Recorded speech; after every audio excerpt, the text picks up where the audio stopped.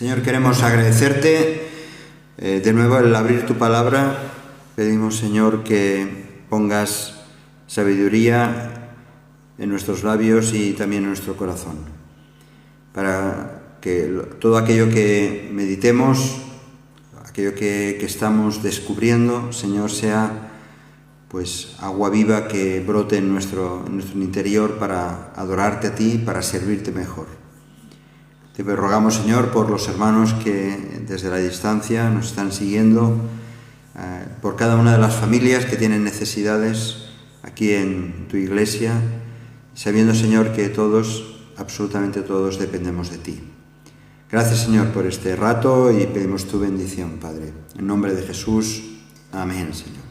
Amén.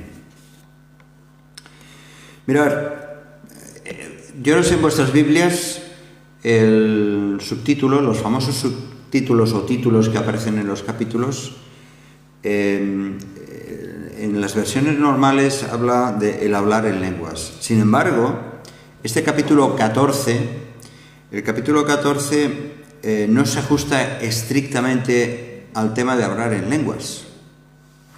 Como vamos a ver, sí que se habla de lenguas extrañas, de aclarando conceptos y propósito, pero sobre todo habla de la importancia de la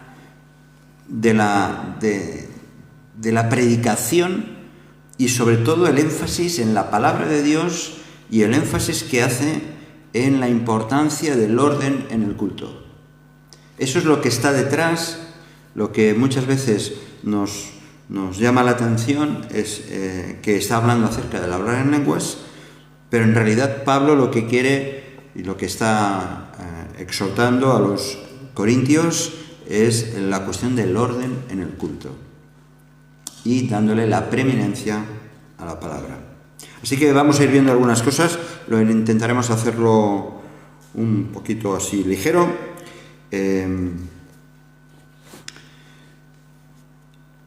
Dice, voy a leerlo yo, disculpadme que hoy tenemos que ir un poco ligeros, voy a leer algunos fragmentos. Dice, versículo 1, seguid,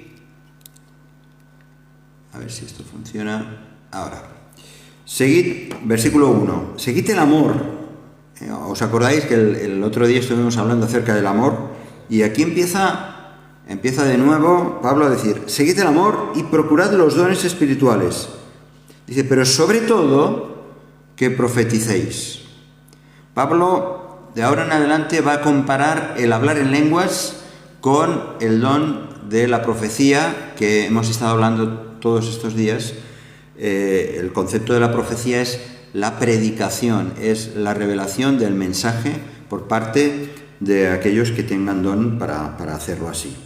Dice, seguid el amor, procurad los dones espirituales, pero sobre todo que profeticéis. Y entonces empieza a hablar de lenguas. Dice, porque el que habla en lenguas no habla a los hombres, sino a Dios. Desde luego, Pablo aquí trata de manera clara y directa la problemática que se estaba dando en Corinto. Empieza por afirmar que el don de lenguas realmente se dirige a Dios. El que habla lenguas, el que tiene el don de lenguas, se dirige a Dios. Mientras que el don de la profecía se dirige a las personas. El don de predicación, de la enseñanza, es a las personas. Dice, por eso dice, el que profetiza habla a los hombres, versículo 3, para edificación, exhortación y consolación. ¿Está claro?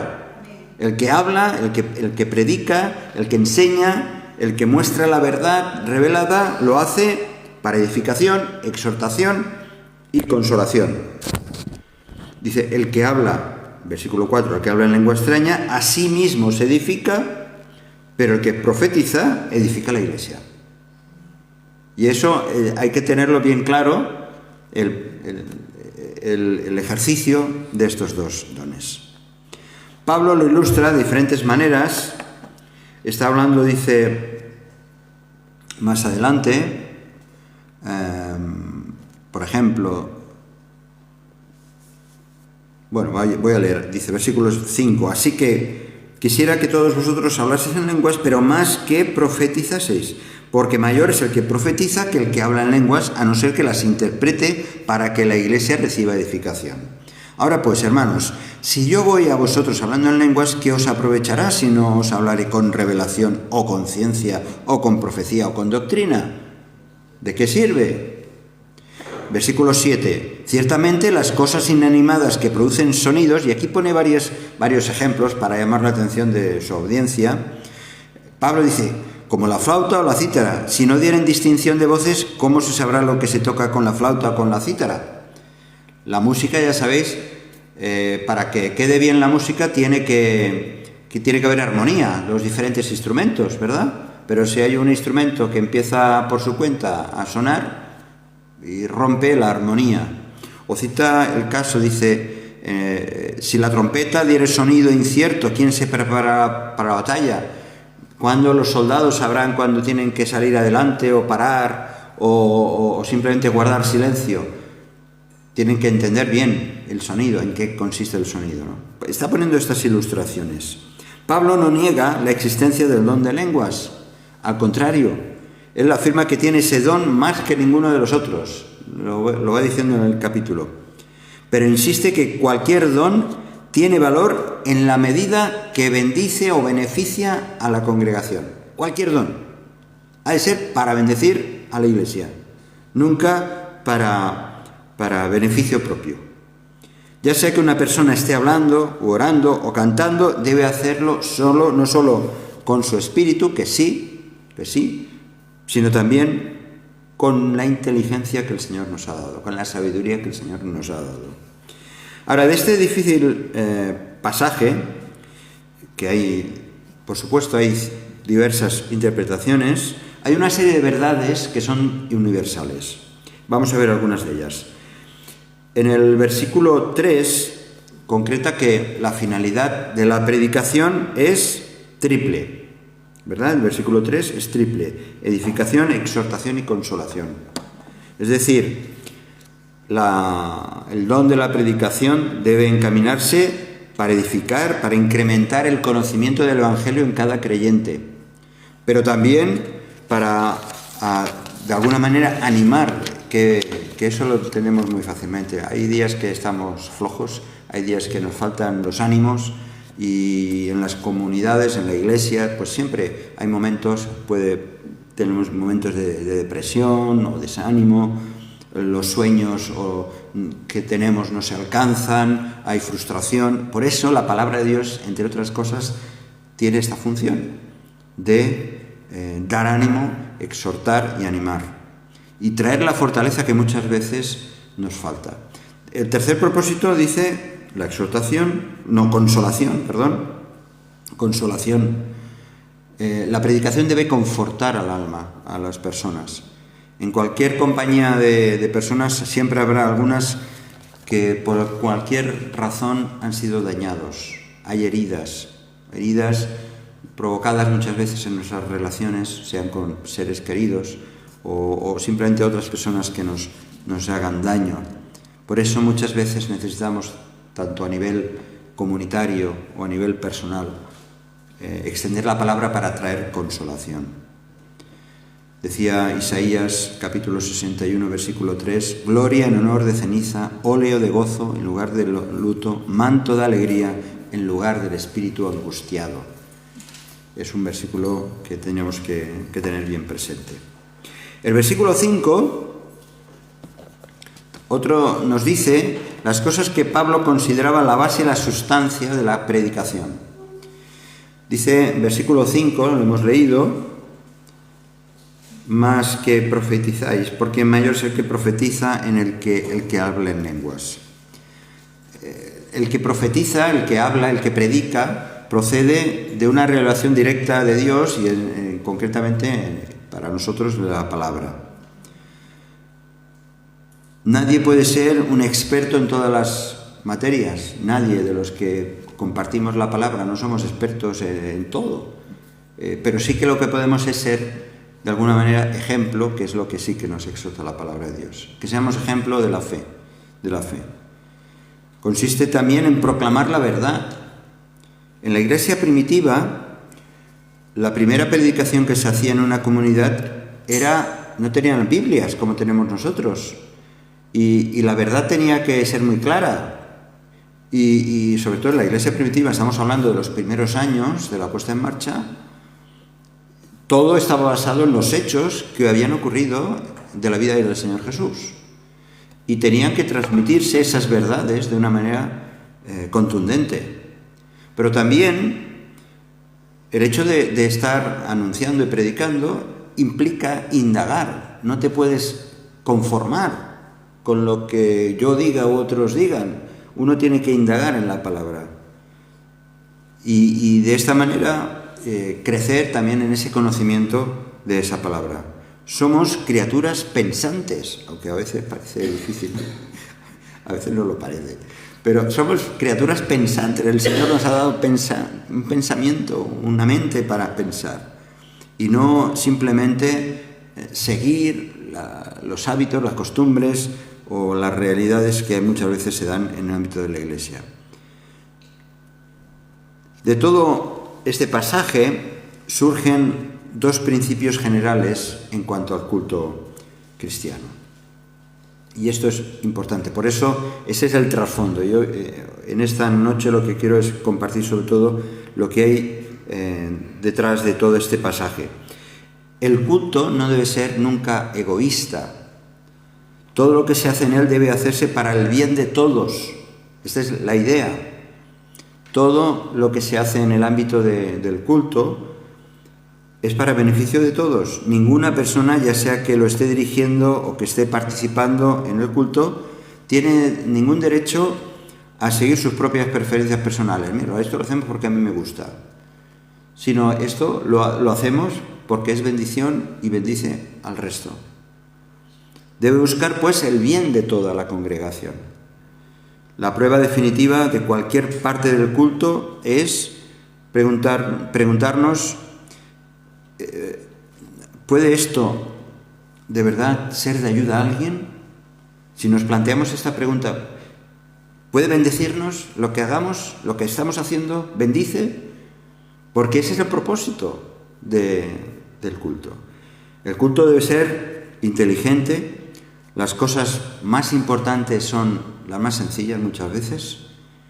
Es cierto que depende de qué iglesia o qué ámbito, pues hay mucha religiosidad, el lenguaje se hace un poco complicado, pero a fin de cuentas lo que satisface mi inteligencia, tiene que conformar mi corazón, tiene que estar unido lo que entiendo con lo que siento, como resultado precisamente del culto. Por eso, en todo el pasaje de Corintios 14, Pablo está intentando, al tratar el tema de las lenguas, distinguir el culto falso del verdadero. Los versículos del 20 al 25, vamos a leerlos, del 20 al 25. Aquí hay como una parada, o empieza su argumento de nuevo, y dice, Corintios 14, 20, el versículo 20. Hermanos, no seáis niños en el modo de pensar, sino sed niños en la malicia, pero maduros en el modo de pensar.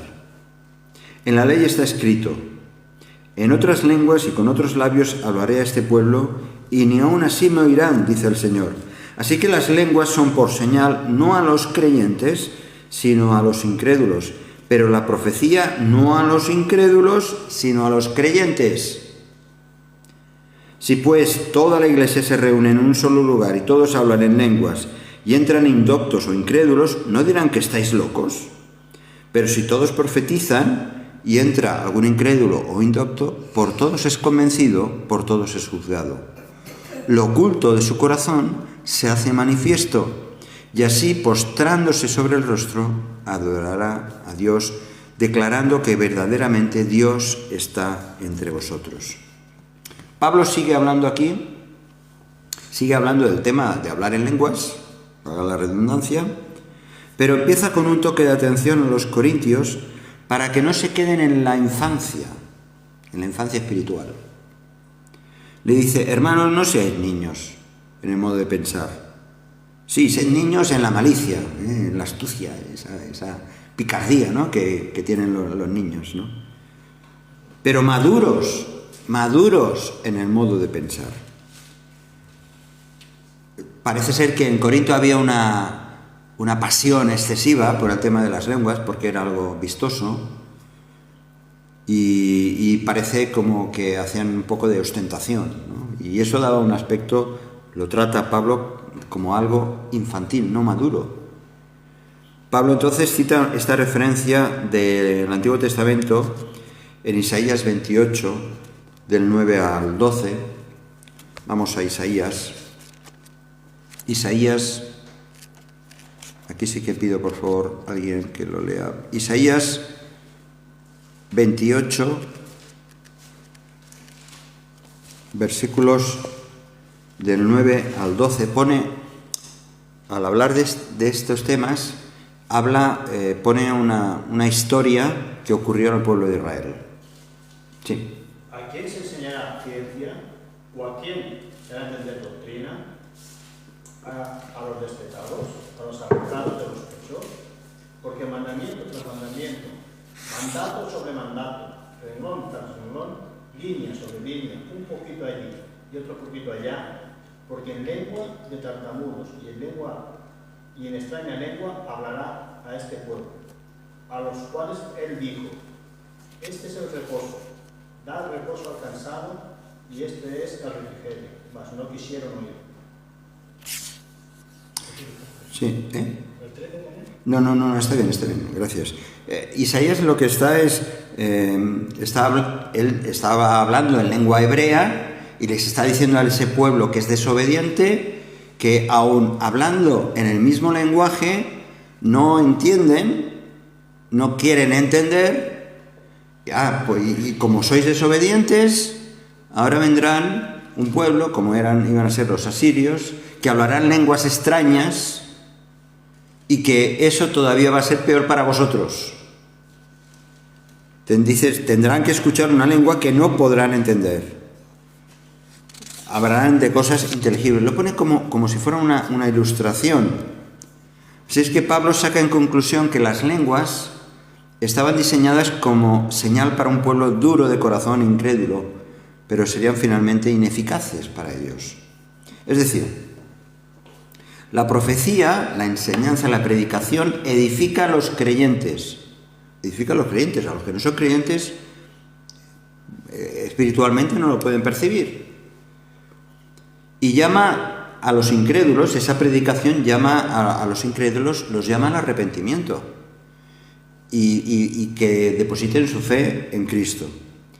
Si las lenguas no se interpretan, jamás podrán ser una ayuda en la evangelización. En cambio, la profecía, la enseñanza, la predicación, sí que sirve como un instrumento efectivo para convertir a la gente, para que la gente reciba el mensaje del Evangelio.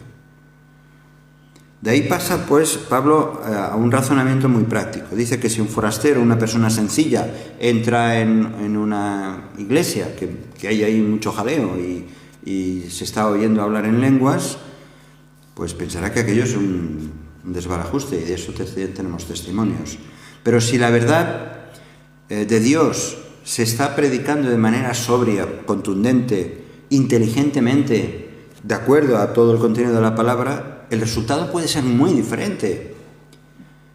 Y la persona puede sentirse confrontada con su realidad espiritual a través de la predicación.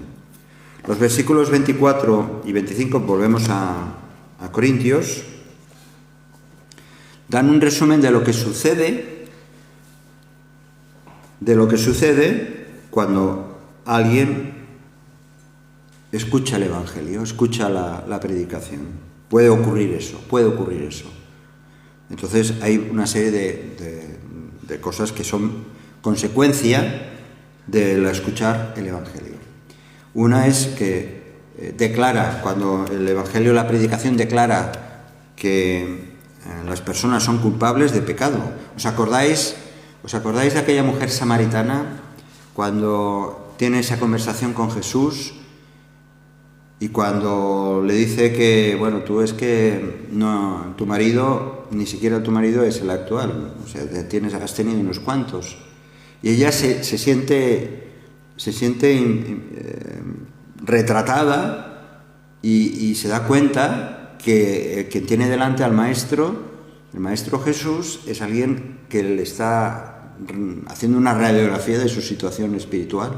Y lo que hace ella, ¿qué hace? Se marcha, va a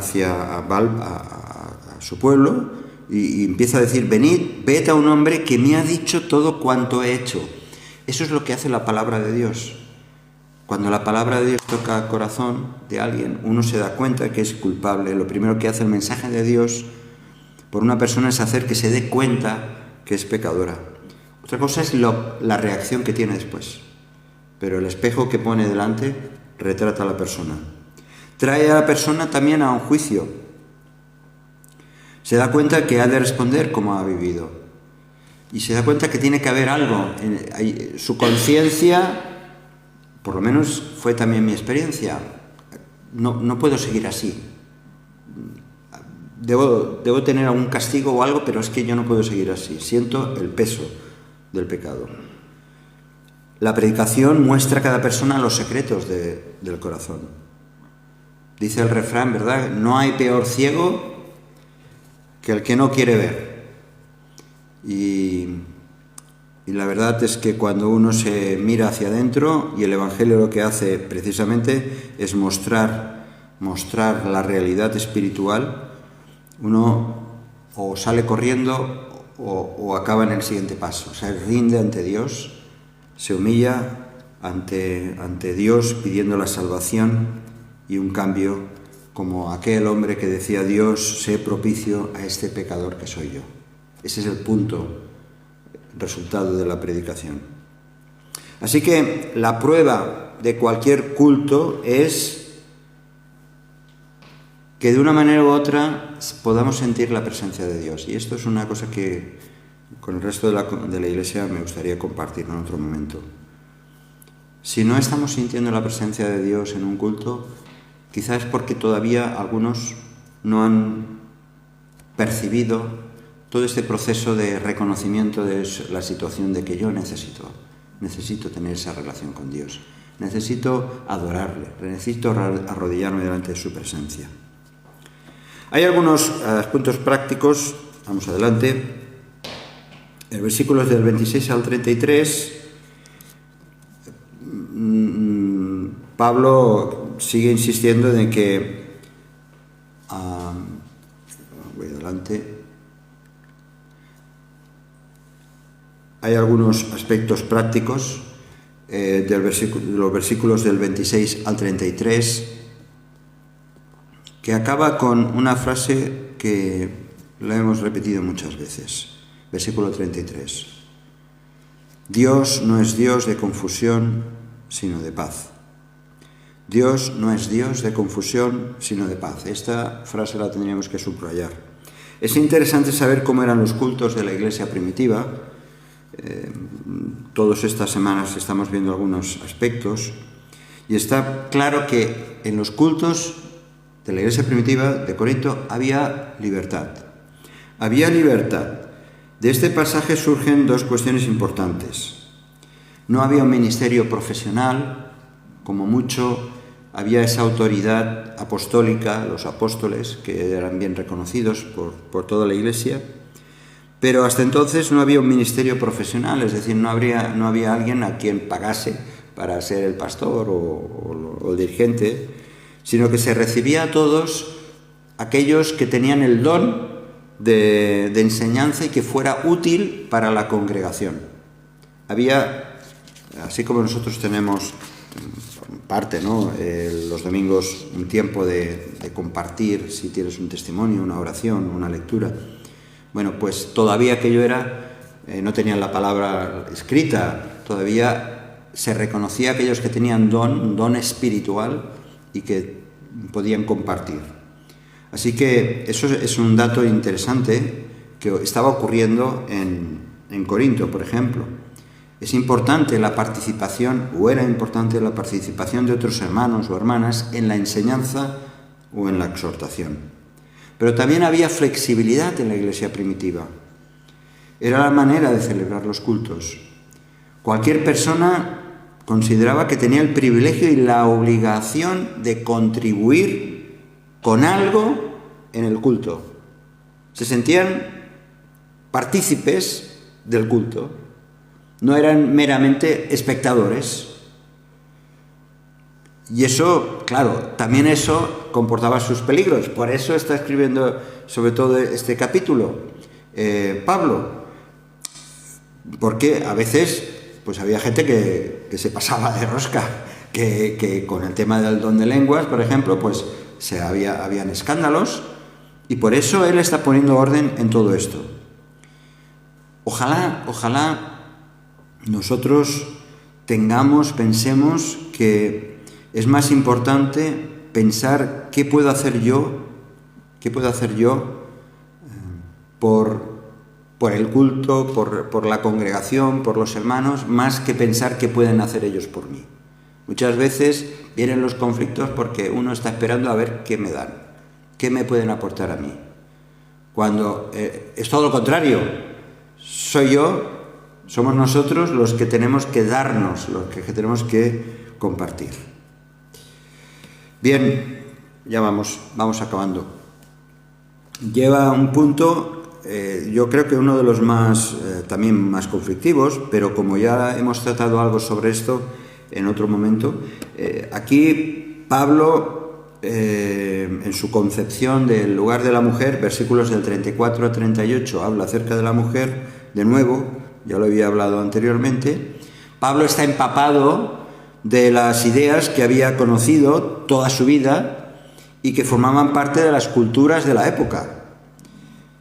Y lo hemos dicho, ¿no?, que la mujer en aquella época ocupaba un estrato inferior en el mundo antiguo.